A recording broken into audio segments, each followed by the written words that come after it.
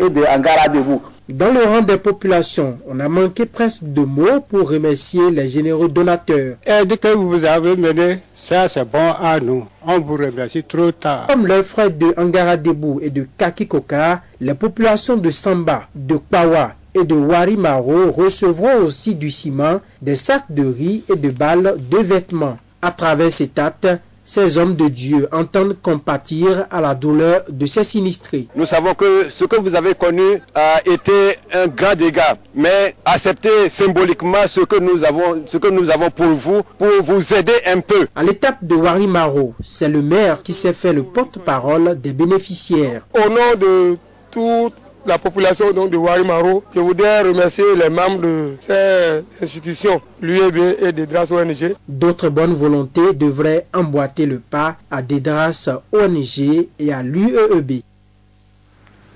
Après son décès le samedi 5 février dernier, El Hadj Moudjahidou Damala, le désormais ex-imam de la grande mosquée centrale de Porto-Novo, a été inhumé ce dimanche au cimetière musulman de Porto-Novo.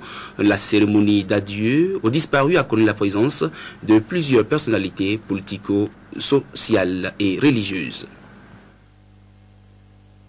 Il a consacré toute sa vie à l'islam et son nom est inscrit à jamais dans la mémoire des fidèles musulmans de la ville capitale.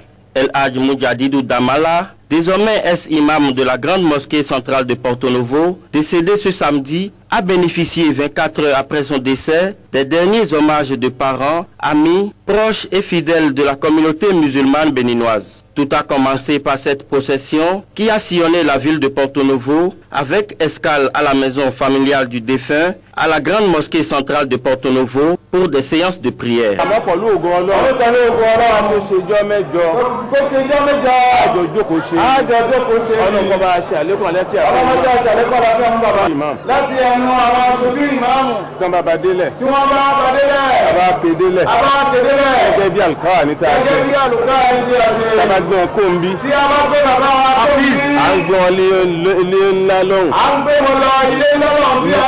Cette cérémonie d'adieu aux disparus a connu la présence de plusieurs personnalités politiques et religieuses du Bénin. Pour les uns et les autres, la disparition de El Hadj Moudjahidou Damala est une perte pour la communauté musulmane béninoise. Il s'en va en laissant une communauté musulmane orpheline et je prie le Seigneur que le Seigneur nous désigne une autre personnalité comme lui qui pourra avoir toutes les qualités qu'il a, avec lesquelles il a géré cette communauté pendant tout le temps, sans aucun problème. Celui que nous pleurons aujourd'hui est l'une des plus grandes autorités religieuses de notre pays. Et il a été de son vivant un homme suffisamment charismatique, un homme d'autorité, un homme de paix, un homme rassembleur et un homme stabilisateur de toutes les tensions, un homme de paix en gros. Et quand on a une perte comme ça, il est évident que nous ne pouvons que le pleurer. Toute sa vie, on ne l'a pas considéré comme un homme d'une seule famille. On l'a considéré comme le père de la communauté musulmane à Porto-Novo. J'aurais bien voulu être comme lui. Après les différentes prières, la dépouille mortelle de El Hadj Moudjahidou Damala a été conduite au cimetière musulman de Porto-Novo où il a été inhumé. Mesdames, Messieurs, cette édition va s'achever, mais avant de vous quitter, je vous rappelle qu'après le dépôt des dossiers à la Sénat, les 23 candidats en lice étaient ce matin à la Cour constitutionnelle, puis à la clinique CESO pour la visite médicale qui nous renseignera plus sur l'aptitude de tous les 23 candidats à diriger le Bénin. Bonne suite des programmes sur Canal 3 Bénin. Au revoir et à demain.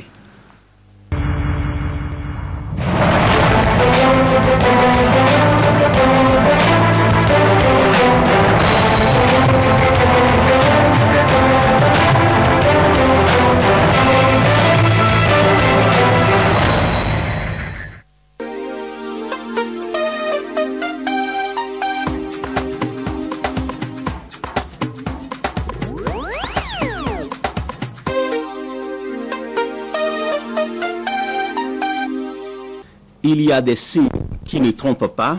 Les chefs d'État africains donnent leur caution morale au candidat président, Dr Bouni Yahi.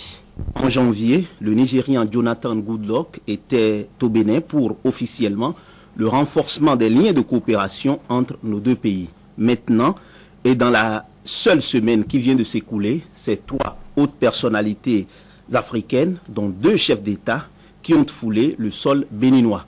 Le président togolais, Faure Gnassingbé, était là mercredi pour le lancement à Parakou de l'interconnexion Nord-Bénin, Nord-Togo, de la CEB, la communauté électrique du Bénin. Et selon la tradition hospitalière de notre pays, le chef de l'État en a profité pour offrir un dîner en son honneur au palais de la présidence de la République. Il a rejoint Lomé jeudi. 48 heures plus tard, c'est le président Denis Sassou Nguesso qui lui a emboîté le pas.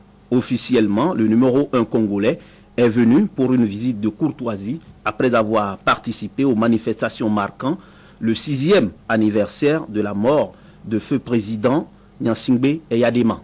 À peine est-il parti dimanche que c'est au tour du président de la Commission de l'Union africaine, Jean Ping, de s'annoncer pour un séjour de 72 heures qui prend fin demain. Il est donc là depuis hier et également de retour de Lomé. Faisant d'une pierre 2 coups, le président de la Commission de l'Union africaine va profiter de son séjour pour remettre au président Boni Yayi la flamme de la paix de l'organisation panafricaine et échanger avec les hommes des médias sur la nécessité de promouvoir la paix en cette période sensible d'avant-élection. À y voir de près, ce ballet diplomatique, je dirais présidentiel, n'a rien d'anodin. Le dîner offert mercredi par le président Boni Yayi en l'honneur de son homologue Faure Gnassingbé, au-delà de l'aspect protocolaire, avait tout l'air d'une caution morale de ce dernier pour la réélection de son collègue économiste, candidat à sa propre succession. Ensuite, le détour fait à Cotonou par le numéro 1 congolais, Denis Sassou Nguesso, de retour de Lomé, est une preuve indéniable de ce qu'un lien particulier existe entre le président Boni Yayi et lui. En le faisant, en une période aussi sensible que celle de la veille de la présidentielle, il vient donner sa bénédiction à l'homme du 6 avril 2006. Enfin, même si le président de la Commission de l'Union africaine, Jean Ping, est en tournée africaine avec la flamme de la paix, l'année 2010 ayant été l'année de la paix en Afrique, il est difficile d'accepter qu'il n'est pas surtout là pour donner un coup de main à un ami personnel. Autant dire que ces différentes visites sont le signe visible de ce que le président Boni Yayi, candidat à sa propre succession, a la caution morale de ses pairs africains. Reste à savoir si ces soutiens précieux suffiront à eux seuls pour assurer sa réélection.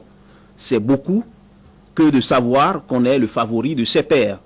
Ça peut faire engranger bien des points. Cela dit, la vérité est dans les urnes et même s'il est vrai que Dr Boni Yayi a un bilan à défendre, il devra batailler dur face à des adversaires qui veulent tous lui ravir la vedette.